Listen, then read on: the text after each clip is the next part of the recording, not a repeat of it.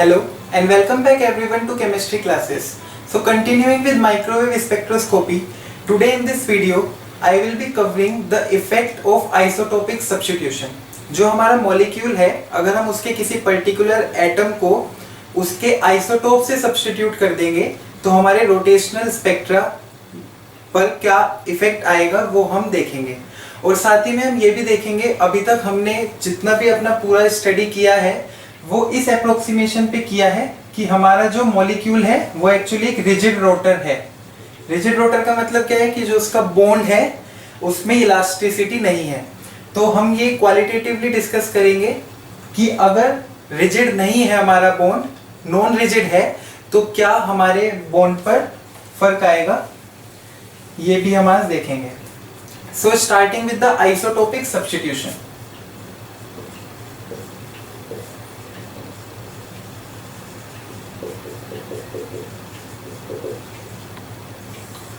सो isotopic substitution को discuss करने के लिए basically I will be starting with an example. उससे बेसिकली हम समझ पाएंगे इजीली कि आइसोटोप को सब्स्टिट्यूट करने से हमारे स्पेक्ट्रा पर क्या फर्क आएगा। So I am taking example of carbon monoxide CO, और इसमें हम कार्बन का आइसोटोप देखेंगे। हमारे पास कार्बन के आइसोटोप्स एक 12C है और एक 13C है। तो इसमें ऑक्सीजन तो हमारा दोनों में सेम है, 16 वाला, और कार्बन का एक आइसोटोप का एटॉमिक मास 12 है और एक आइसोटोप का एटॉमिक मास 13 है। तो जब भी हम किसी मॉलिक्यूल में किसी भी एक पर्टिकुलर एटम का आइसोटोप लगा देते हैं तो एक्चुअली केमिकली कुछ ज्यादा चेंज नहीं आता है, मतलब chemically they both are same.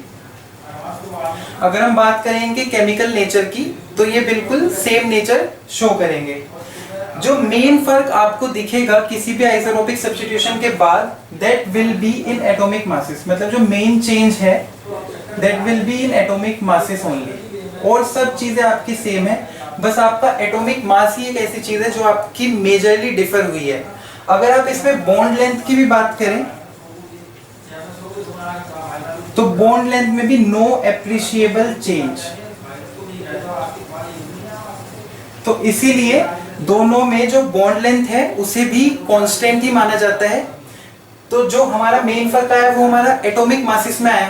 तो अगर हम अपने रोटेशनल स्पेक्ट्रा को देखें तो हमारे पास रोटेशनल स्पेक्ट्रा में जो हमारी की टर्म है दैट इज रोटेशनल कांस्टेंट, जिसे हम B से डिनोट करते हैं। और B का अगर आप देखें तो it is inversely proportional to moment of inertia. और जो चीज आप देखेंगे वो तो कांस्टेंट है। जो मेन चीज है, फंक्शनल चीज है, वो है आपकी मोमेंट ऑफ इनर्शिया। और मोमेंट ऑफ इनर्शिया किस पे डिपेंड करती है? अगर हम डायटोमिक मॉलिक्यूल की बात करें तो basically we write μr², where mu is the reduced mass and this r0 is actually the bond length of the molecule। तो अभी हमने यहाँ पे देखा कि जो हमारा बॉन्ड लेंथ है उसमें तो हमारा कोई भी अप्रिशिएबल चेंज नहीं है, वो तो हमारा ऑलमोस्ट कांस्टेंट ही है। तो इसीलिए इस फैक्टर को भी हम यहाँ से हटा सकते हैं। जब हम आइसोटोपिक सब्स्टिट्यूशन की बात कर रहे हैं तो बॉन्ड लेंथ भी हमारे लिए कंसर्न नहीं है। तो जो मेन हमारे लिए कंसर्निंग फैक्टर है वो है हमारा रिड्यूस्ड मास। क्यों? क्योंकि अगर हम डायटोमिक के लिए देखें तो रिड्यूस्ड मास किससे बनता है? That is m1 m2 divide by m1 plus m2। ये कैसे आता है ये मैंने एक प्रीवियस वीडियो में एक्सप्लेन किया था, इसका प्रूफ किया था कि डायटोमिक मॉलिक्यूल का जो रिड्यूस्ड मास होता है that is the product of the atomic masses divided by the summation of the atomic masses of the two atoms in the diatomic molecule.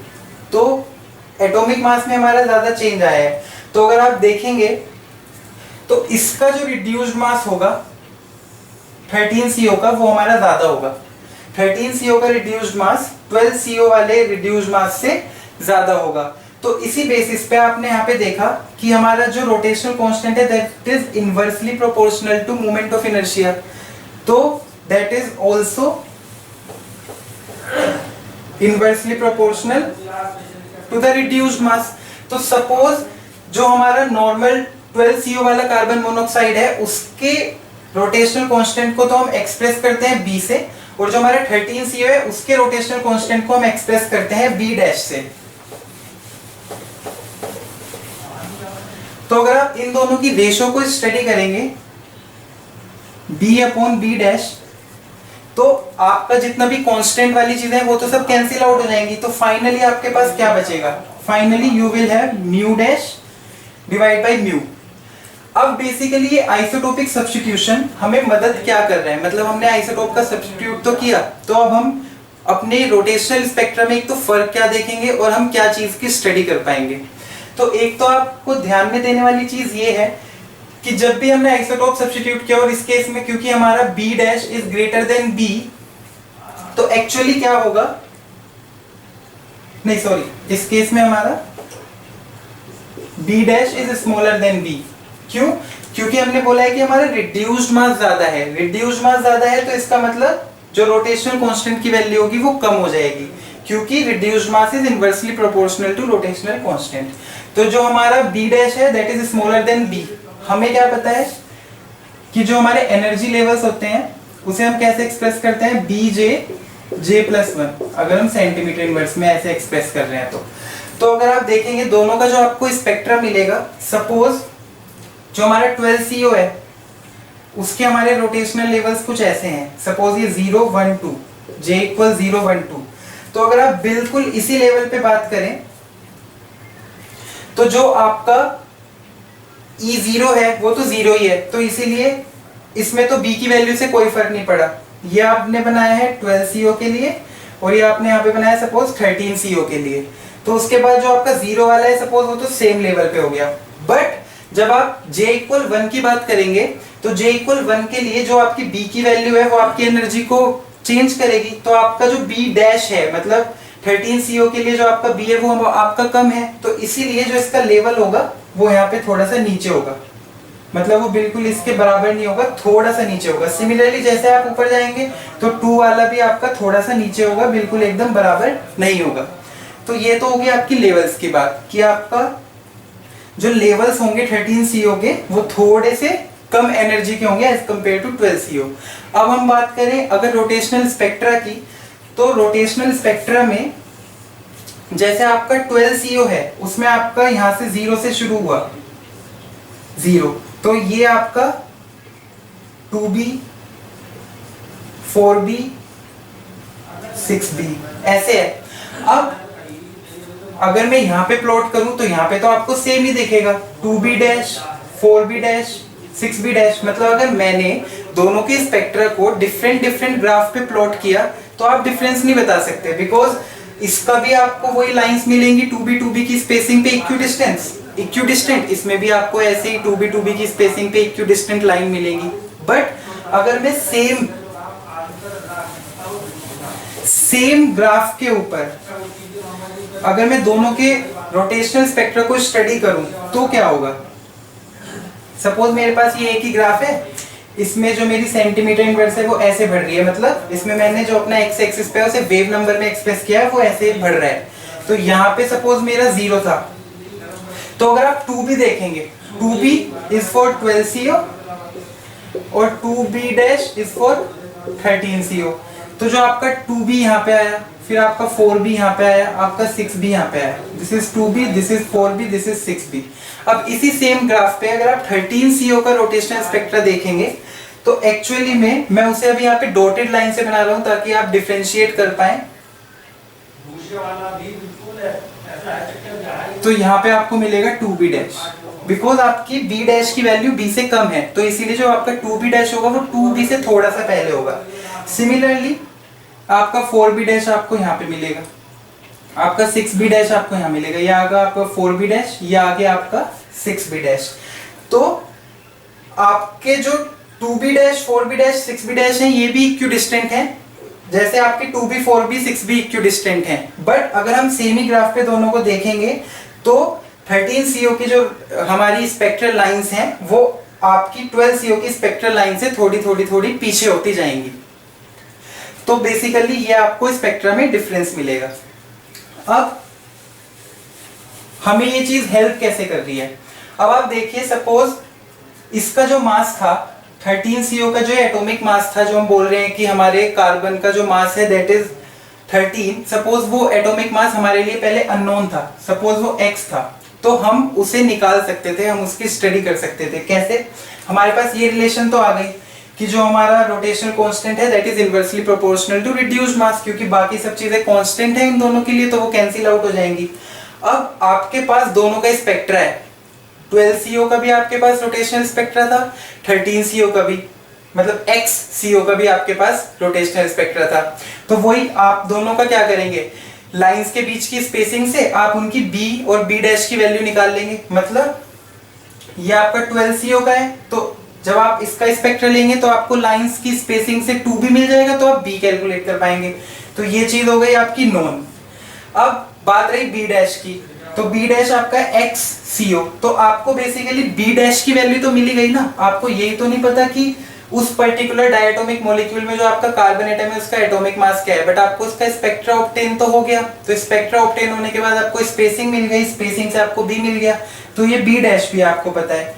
अब आप नीचे देखिए, जो ये म्यू है, ये म्यू तो बेसिकली 12 CO का है, तो इसे तो आप इजीली 12 इंटू ऑक्सीजन का, अभी मैं यहाँ पे 16 मान के चल रहा हूँ रफली, तो ये आपका 16, तो 12 प्लस 16। और यहाँ पे आपको म्यू डैश का लिखना है, तो म्यू डैश के लिए आप क्या लिखेंगे, ऑक्सीजन तो सेम ही है, तो 16x अपॉन 16 प्लस x। तो अब आप इस पर्टिकुलर इक्वेशन को x के लिए सोल्व कर सकते हैं और you will find the value of x। तो जैसे ही आपको ये अननोन x पता चल गया, तो you found out the atomic mass of the isotope. तो बेसिकली माइक्रोवेव स्पेक्ट्रोस्कोपी में रोटेशनल स्पेक्ट्रा की मदद से आपने इस आइसोटोप का एटॉमिक मास पता कर लिया, तो ये हमारा एक बेनिफिट है। एक चीज आप और क्या कर सकते हैं, जिस समय रिसर्चर्स ने ये स्टडी की, मतलब जिस समय उन्होंने माइक्रोवेव स्पेक्ट्रोस्कोपी से एक्चुअली में 13 CO में इस आइसोटोप का कार्बन का mass x equals to 13 point something ये उन्होंने निकाला, तो उन्होंने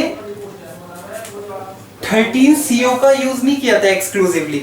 एक्चुअली जो हमारे कार्बन के आइसोटोप्स हैं, जैसे हमारा 12C है, दैट इज अप्रोक्सीमेटली 98.9% एबंडेंट। इसकी जो एबंडेंस है दैट इज अप्रोक्सीमेटली 98.9, और जो हमारा 13C है उसकी आप अप्रोक्सीमेटली 1.1% मान लीजिए। इसकी अप्रोक्सीमेट एबंडेंस जो है दैट इज 1.1%। तो जो उन्होंने रोटेशनल स्पेक्ट्रा निकाला था उसके लिए उन्होंने 100% ये वाला कंपाउंड नहीं लिया था कि उन्होंने निकाला कि हमारे पास ये अननोन कार्बन का आइसोटोप है और हम इसे लेके कार्बन मोनोऑक्साइड बनाएंगे। एक्चुअली उन्होंने जो नेचुरली एग्जिस्टिंग जो हमारा CO है इसे यूज किया। मतलब अगर हमारे पास नेचुरली जो हम CO प्रिपेयर करेंगे लैब में, नेचुरली इसमें क्या होगा कि अगर हमारे पास 100 CO के मॉलिक्यूल्स हैं तो उन 100 CO के मॉलिक्यूल्स में 99 मॉलिक्यूल्स तो होंगे हमारे 12 CO के, और हमारा एक मॉलिक्यूल क्या होगा, एक मॉलिक्यूल होगा हमारा 13 CO का। अगर हम नेचुरल एबंडेंस के बेसिस पे अप्रोक्सीमेटली देखें, अगर हमारे पास 100 मॉलिक्यूल्स हैं CO के तो उसमें 99 तो होंगे 12 CO और एक मॉलिक्यूल होगा हमारा 13 CO का। तो उन्होंने जो स्पेक्ट्रा स्टडी किया वो एक्चुअली उन्होंने इसी मॉलिक्यूल का स्पेक्ट्रा स्टडी किया। तो ऑब्वियसली उन्हें जो लाइंस मिली ना स्पेक्ट्रा में, उन्हें जो लाइंस मिली तो उन्हें 99 मॉलिक्यूल्स के करस्पॉन्डिंग भी लाइंस मिली और इस 1 मॉलिक्यूल के करस्पॉन्डिंग भी lines milli.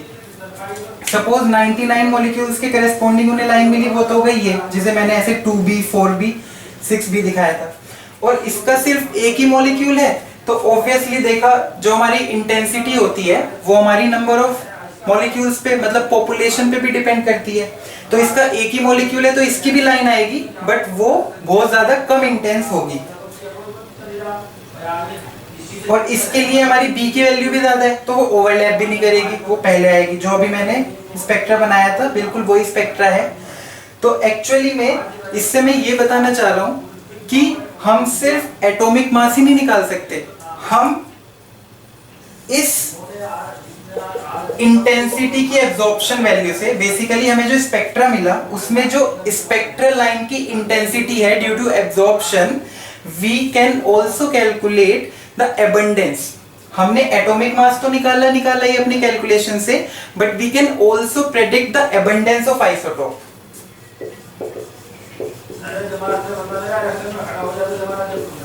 Abundance of isotope भी आप प्रेडिक्ट कर सकते हैं। कैसे? By seeing the absorption intensity, जो आपकी स्पेक्ट्रल लाइन आई है उसकी जो इंटेंसिटी है उसकी मदद से you can also predict the abundance of a particular isotope using rotational spectra और माइक्रोवेव स्पेक्ट्रोस्कोपी। तो ये बेसिकली एक डिस्कशन था that is for isotopic substitution. अब हम क्या बात करेंगे? अब हम बात करेंगे नॉन रिजिड रोटेटर।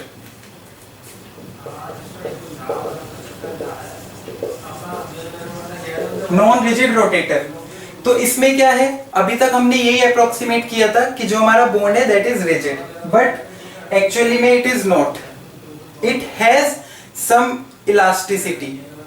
तो तभी हम इसे बोलेंगे नॉन रिजिड रोटेटर। मैंने एक चीज बोली थी कि नॉन रिजिड रोटेटर से एक हमारी जो टर्म जनरेट होती है दैट इज सेंट्रीफ्यूगल डिस्टॉर्शन।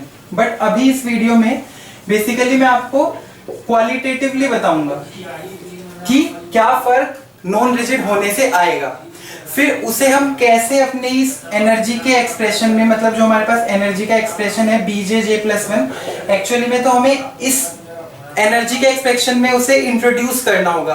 तो वो एक्सप्रेशन क्या होगा और उसे कैसे हम यूज करेंगे वो हम बाद में बात करेंगे। अभी हम फिजिकली समझते हैं कि एक्चुअली हुआ क्या। तो नॉन रिजिड रोटेटर की वजह से क्या होता है? नॉन रिजिड रोटेटर की वजह से जो आप एक्चुअली में स्पेक्ट्रा देखेंगे, मतलब जब आप किसी भी सपोज डायटोमिक मॉलिक्यूल ही है और उसका आप स्पेक्ट्रा स्टडी करेंगे तो यू विल फाइंड, अभी तक देखिए हम क्या बोलते आ रहे थे कि हमारी जो लाइंस हैं दे आर इक्विडिस्टेंट। मतलब हम बोल रहे थे यहाँ हमारा 2b है, ये हमारा 4b है, ये हमारा 6b है, ये हमारा 8b है। तो बीच में जो इनके डिस्टेंस है वो हमारी 2b 2b 2b, मतलब ये बिल्कुल इक्विडिस्टेंट हमारी सारी लाइंस हैं, स्पेक्ट्रल लाइंस हैं जो हमें स्पेक्ट्रा में ऑब्टेन हुई हैं। बट एक्चुअल में क्या होता है?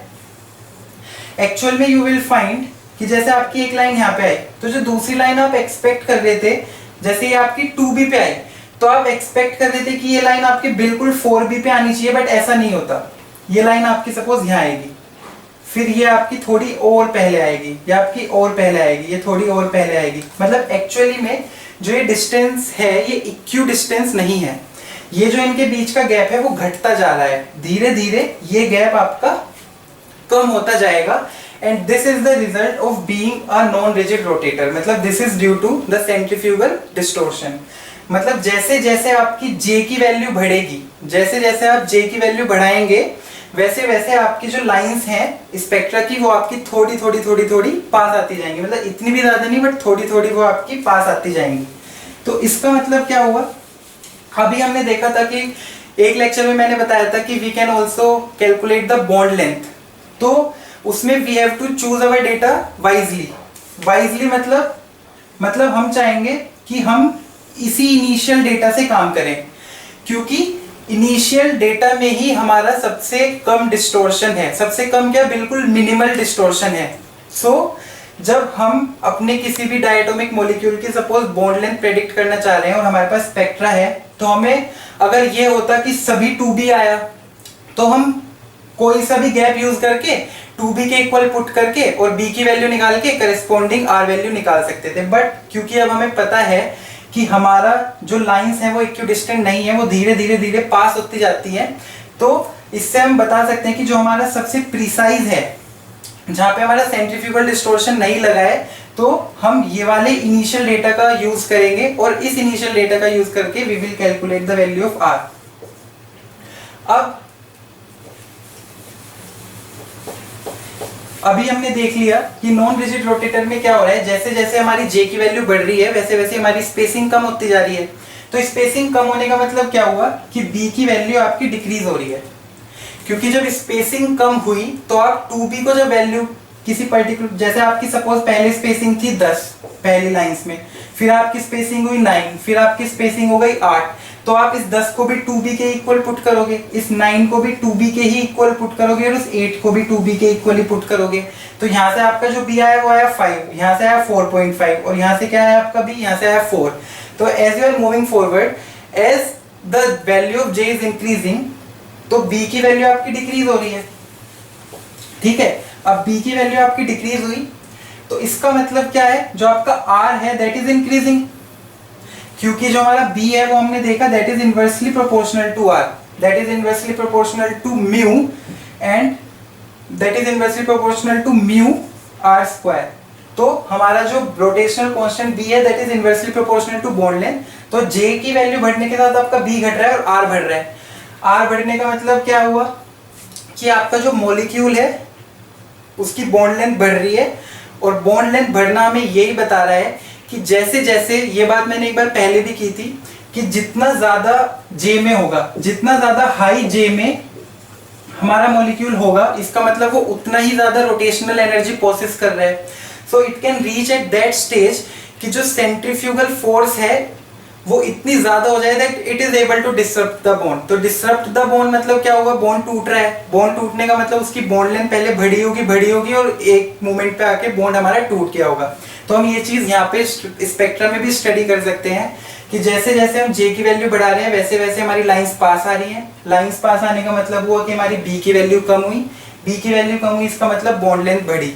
तो इसका मतलब क्या है कि when we are moving to the high values of J, तो जो हमारी सेंट्रीफ्यूगल फोर्स है that is trying to move the atoms apart. Centrifugal force is trying to move the atoms apart. और जब ये एक हद से ज्यादा बढ़ जाएगी तो ये बॉन्ड को तोड़ भी सकती है, but that we don't observe at normal temperatures. अब हमें ये पता चल गया कि हमारा जो बॉन्ड है दैट इज इलास्टिक। अब इलास्टिक के क्या कॉन्सिक्वेंस हैं, मतलब हमें ये तो पता चल गया कि नॉन रिजिड रोटेटर में हमारा जो बॉन्ड है वो इलास्टिक है। अब इसके इलास्टिक होने के कुछ कॉन्सिक्वेंस होंगे, तो एक्चुअली उन कॉन्सिक्वेंसेस को हम देखेंगे और फिर उन्हें मैथमेटिकली अपने एनर्जी के एक्सप्रेशंस में इंट्रोड्यूस करने की कोशिश करेंगे। तो पहला कॉन्सिक्वेंस हमारा इलास्टिसिटी से क्या आएगा, फर्स्ट कॉन्सिक्वेंस इज दैट कि अगर हमारा बॉन्ड इलास्टिक है then it will possess some vibrational energy.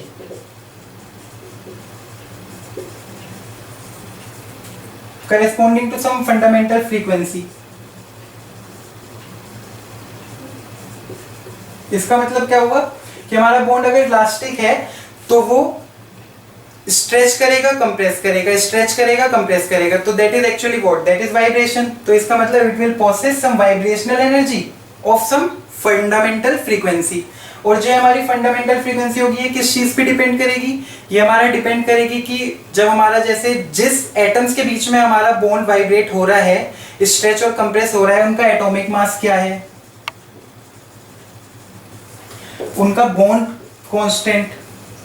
आपने जनरली देखा होगा, हम एक चीज पढ़ते हैं फिजिक्स में that is denoted by K। जैसे हम स्प्रिंग कांस्टेंट बोलते हैं ऐसे हम यहाँ पे इसे बोलेंगे बॉन्ड कांस्टेंट। तो ये K बेसिकली हमें स्टडी करना होगा। तो ये हमारा इलास्टिसिटी का पहला कॉन्सिक्वेंस है which is inducing some vibrational energy. That vibrational energy will be depending upon the atomic masses and the strength of the bond. फिर वो बॉन्ड की जो स्ट्रेंथ है वो हम बॉन्ड कांस्टेंट स्मॉल k की मदद से पढ़ते हैं। तो एक्चुअली आप देखेंगे कि जब हम एनर्जी का एक्सप्रेशन अपना सेंट्रीफ्यूगल डिस्टॉर्शन की वजह से मॉडिफाई करेंगे तो उसमें इस बॉन्ड कांस्टेंट का हमारा मेन रोल होगा। तो ये तो था हमारा इलास्टिसिटी का पहला कॉन्सिक्वेंस।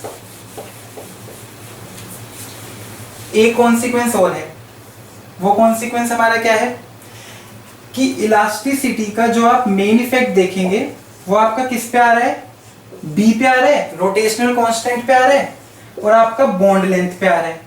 आपकी वाइब्रेशन से एटॉमिक मासेस तो चेंज हो नहीं रहे, जैसे हमने आइसोटोप में देखा था उसमें हमारा आर सेम रह रहा है बट हमारा म्यू एटॉमिक मासेस की वजह से म्यू चेंज हो रहा था, रिड्यूस्ड मास चेंज हो रहा था। तो ऐसे ही अगर हम अब यहाँ नॉन रिजिड रोटेटर में जब हम इलास्टिसिटी देख रहे हैं तो इलास्टिसिटी से हमारा एटॉमिक मासेस पे तो कोई फर्क नहीं आ रहा, हमारा मेन फर्क किस चीज पे आ रहा है, बॉन्ड लेंथ पे। बॉन्ड लेंथ वेरी कर रही है क्योंकि स्ट्रेच और कंप्रेस हो रहा है हमारा बॉन्ड। तो अगर आर चेंज होगा तो हमारा बी भी चेंज होगा। तो इसीलिए सारी चीज तो कांस्टेंट है। अगर हमारा बॉन्ड वाइब्रेट हो रहा है, जो अकेली हमारी फंक्शनल चीज है वो हमारी क्या होगी, आर, और वो हमें क्या पता है कि B is inversely proportional to R। अब एक चीज हमारे जानने में यहाँ पे क्या जरूरी है एक्चुअली जब हमारा बॉन्ड स्ट्रेच और कंप्रेस हो रहा है तो वो अल्टीमेटली तो एक इक्विलिब्रियम लेंथ ही अटेन कर रहा होगा ना। जैसे सपोज आपकी किसी बॉन्ड की इक्विलिब्रियम बॉन्ड लेंथ, सपोज आपका कोई डायटोमिक मॉलिक्यूल है ए बी और ये इनके बीच में बॉन्ड है, तो सपोज ये जो आपकी बॉन्ड लेंथ है ये आपकी 0.1 नैनोमीटर है। अब आप बोल रहे हो कि आपका जो बॉन्ड है वो इलास्टिसिटी की वजह से स्ट्रेच और कंप्रेस हो रहा है, स्ट्रेच और कंप्रेस हो रहा है। तो सपोज ये स्ट्रेच होने में तो चला जा रहा है 0.11 नैनोमीटर, और जब ये कंप्रेस हो रहा है तो कंप्रेस होने में हो जा रहा है 0.09 नैनोमीटर, स्ट्रेच और कंप्रेस। तो आपकी जो इक्विलिब्रियम बॉन्ड लेंथ है जिसे आप RE से डिनोट कर सकते हैं वो तो आपकी 0.1 नैनोमीटर ही है ना। तो फिर हमें दिक्कत क्या है, हम आराम से स्टडी कर सकते हैं। इलास्टिसिटी की वजह से भले ही आपका बॉन्ड स्ट्रेच और कंप्रेस हो रहा है लेकिन वो एक इक्विलिब्रियम बॉन्ड लेंथ पे ही तो वापस आ रहा है। तो हम बेसिकली जो माइक्रोवेव स्पेक्ट्रोस्कोपी, जो हम अपने रोटेशनल स्पेक्ट्रा से जो R कैलकुलेट कर रहे हैं, मतलब जो ये B is inversely proportional to R square, sorry R square के प्रोपोर्शनल है। अभी मैंने B is inversely proportional to R लिख दिया था but it is actually inversely proportional to R square. तो ये जो हमारा R स्क्वायर के इनवर्सली प्रोपोर्शनल है ये R भी हमारा सही होना चाहिए ना, क्योंकि वो अल्टीमेटली तो इक्विलिब्रियम बॉन्ड लेंथ ही अटेन कर रहा है। तो हम बेसिकली जो R निकाल रहे हैं that is actually the average bond length, क्योंकि जिस समय मॉलिक्यूल रोटेट कर रहा है, रोटेट करते समय उसने हजारों वाइब्रेशन कर ली। रोटेट जिस समय वो कर रहा है उस समय उसने हजारों वाइब्रेशन कर ली, बार बार स्ट्रेच कंप्रेस कर लिया। तो अल्टीमेटली तो जो माइक्रोवेव स्पेक्ट्रोस्कोपी की मदद से हमें B की वैल्यू मिली होगी वो तो एक एवरेज वैल्यू ही होगी ना। तो हमें जो R मिला होगा वो भी एवरेज ही होगा। लेकिन अभी हमने क्या देखा कि जब हमारा suppose 0.1 nanometre actual equilibrium bond length है और स्ट्रेच और कंप्रेस वो इस पे कर रहा है, तो यही हमारी इक्विलिब्रियम बॉन्ड लेंथ है और यही हमारी एक्चुअली में R एवरेज होना चाहिए। मतलब यही हमारी एवरेज बॉन्ड लेंथ है और यही हमारी इक्विलिब्रियम बॉन्ड लेंथ है 0.1 नैनोमीटर। बट जो B है that is inversely proportional to R square, मतलब that is directly proportional to 1 upon R square. So it is very interesting to see कि जब आप 1 by R square का average, basically ऐसे हम एवरेज लेने के लिए भी डिनोट करते हैं या फिर आप डायरेक्ट लिख भी सकते हैं 1 by R square का एवरेज। जब आप 1 by R square का एवरेज लेने की कोशिश करेंगे तो आप कैसे निकालेंगे? 1 by R square का एवरेज कैसे होगा? 1 upon 0.11 का स्क्वायर प्लस 1 अपॉन 0.09 का स्क्वायर डिवाइड बाई 2, ये आपका 1 बाई R स्क्वायर का एवरेज होगा। तो इससे आपको एक वैल्यू मिलेगी, फिर जो वो वैल्यू होगी उसका 1 अपॉन, और जो आपकी वो वैल्यू सपोज x आई थी उसका आप अंडर रूट कर देंगे और आप यहाँ पे एक वैल्यू कैलकुलेट करेंगे। तो this value should be equal to 0.1 nanometre. कोई इशू ही नहीं है कि अगर ये 0.1 नैनोमीटर के इक्वल आ गई, क्योंकि हमारी equilibrium bond length, average bond length यही आनी चाहिए थी। बट यू विल सी जब आप ये पूरी मैथमेटिक्स करेंगे, आप यहाँ पे एक x की वैल्यू निकालेंगे, फिर उस x की वैल्यू को 1 अपॉन करके उसका अंडर रूट लेंगे, so it will not come equal to 0.1 nanometre, क्योंकि मैथमेटिक्स ऐसी है। मतलब यहाँ पे जो B की जो डिपेंडेंस है inversely proportional to R square है, तो जो हम यहाँ पे R की वैल्यू निकाल रहे हैं वो हमारी एक्चुअल वैल्यू नहीं आ रही है। अब इसमें एक इशू और है, मतलब ये इशू बहुत छोटे छोटे हैं। मतलब ऐसा नहीं होगा कि आपकी जो R की वैल्यू आई वो बहुत ही ज्यादा दूर आ जाएगी, बहुत ही ज्यादा एब्सर्ड आ जाएगी। It will be very very near to the close value. But हमारा ये डिस्कस करना जरूरी है कि हम जो निकाल रहे हैं उसमें कितना एरर है, वो किस हद तक सही है, और फिर वो सही नहीं है तो उसका क्या रीजन है। तो वही मैं बेसिकली यहाँ पे डिस्कस करने की कोशिश कर रहा हूँ कि हमारी इक्विलिब्रियम बॉन्ड लेंथ 0.1 थी, स्ट्रेच हुआ वो 0.11 तक, कंप्रेस हुआ 0.9 तक। तो इक्विलिब्रियम बॉन्ड लेंथ 0.1 ही आनी चाहिए। R एवरेज भी हमारा 0.1 है। बट जब आप B की मदद से, जो आपने रोटेशनल स्पेक्ट्रा से निकाला, उस B की मदद से जब आप R को फाइंड आउट करने की कोशिश करते हैं तो उनकी डिपेंडेंसी ही ऐसी है मैथमेटिकली कि जो आप R निकालेंगे that R is not equal to the R average that you expect, मतलब वो 0.1 के इक्वल नहीं आएगा, आप चाहे कैलकुलेट करके भी देख सकते हैं, that will not come equal to 0.1। अब एक चीज और है, जैसे हम यहाँ बोल रहे हैं इलास्टिसिटी, तो इलास्टिसिटी से हमारा है वाइब्रेशन। अब वाइब्रेशन भी हमारे जैसे जरूरी नहीं है, जैसे सबसे सिंपल और सबसे बेस्ट जो हमारा अप्रोक्सीमेशन है किसी भी पर्टिकुलर वाइब्रेशन के लिए, जो हम यहाँ पे अभी केमिस्ट्री में यूज करते हैं, दैट इज सिंपल हार्मोनिक। मतलब सिंपल हार्मोनिक अप्रोक्सीमेट करते ही हमारी कैलकुलेशन काफी ज्यादा इजी हो जाती है। तो इसीलिए हम अप्रोक्सीमेट करते हैं कि हमारा जो वाइब्रेशन हुआ दैट इज सिंपल हार्मोनिक, और हम अपनी ऑलमोस्ट पूरी मैथमेटिक्स इसी के ऊपर बेस करते हैं। But you will also find that when we will study vibrational spectroscopy और infrared spectroscopy, then you will see कि हमारा जो एटम का वाइब्रेशन है that is not simple harmonic, मतलब it is the best approximation, मतलब ये अप्रोक्सीमेशन आपको आपकी सारी चीजें बिल्कुल सिंपल करके देगा and we are using it।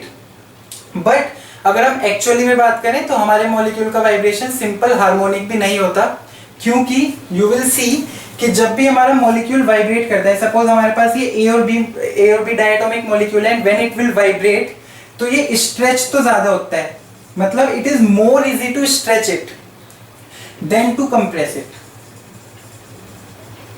ये मैं इजीनेस का ऑर्डर लिख रहा हूं, मतलब यू विल फाइंड कि किसी भी डायटोमिक मॉलिक्यूल को स्ट्रेच करना या फिर किसी भी बॉन्ड को स्ट्रेच करना ज्यादा इजी है एज कंपेयर टू कंप्रेशन। तो स्ट्रेच करना ज्यादा इजी हुआ, कंप्रेस करना मुश्किल हुआ। तो इसका मतलब क्या हुआ, जब भी हमने देखा था कि हमने सपोज 0.11 तक स्ट्रेच किया तो 0.09 पे हमने उसे कंप्रेस कर दिया, मतलब जितना हमारा चेंज स्ट्रेच के वक्त आया था उतना ही चेंज हमारा कंप्रेशन के वक्त था। बट इन एक्चुअल स्ट्रेच करना ज्यादा इजी है, कंप्रेस करना मुश्किल है। तो इसका मतलब जो आप चेंज लाओगे उस इक्विलिब्रियम बॉन्ड लेंथ से, जब स्ट्रेच करोगे तो आप स्ट्रेच तो ज्यादा कर सकते हो, बट आप कंप्रेस उतना नहीं कर पाओगे उस इक्विलिब्रियम बॉन्ड लेंथ से जितना एक्चुअली में आपने स्ट्रेच किया था। तो इसी रीजन के चलते हमारा जो वाइब्रेशन है that is not simple harmonic, that is the best approximation we can make. तो this will also we will see कि हमारा सिंपल हार्मोनिक वाइब्रेशन नहीं होता है तो उसकी वजह से हमारे क्या चेंजेस आते हैं। बट अभी हम यहाँ पे नॉन रिजिड रोटेटर में यही समझने की कोशिश कर रहे थे कि हमारा बॉन्ड अगर इलास्टिक है तो उसकी वजह से क्या क्या होगा। तो पहला हमने देखा कि उसकी वजह से उसमें वाइब्रेशनल एनर्जी इंड्यूस हो जाएगी, जिसे हम अप्रोक्सीमेट करेंगे कि दैट इज सिंपल हार्मोनिक, नहीं तो हमारी कैलकुलेशन और ज्यादा कॉम्प्लेक्स हो जाएगी। तो हम अपनी वाइब्रेशन को सिंपल हार्मोनिक मानेंगे। और दूसरा हमने क्या चीज स्टडी करी, दूसरी हमने स्टडी करी कि इलास्टिसिटी से हमारा बी और आर चेंज हो रहा है, और बी और आर की मैथमेटिकल रिलेशन ही ऐसी है कि जो हम आर कैलकुलेट करते हैं that is not the actual R equilibrium, मतलब जो आप आर एवरेज रोटेशनल स्पेक्ट्रा की मदद से निकाल रहे हैं that is not the actual R equilibrium, but it is very near to the close one. So in next video we will see that how the energy expression to calculate the energy of the rotational levels is modified due to centrifugal distortion. So that's all for this video. I hope you like this video. If you have any queries then you can ask in the comment section. Thank you.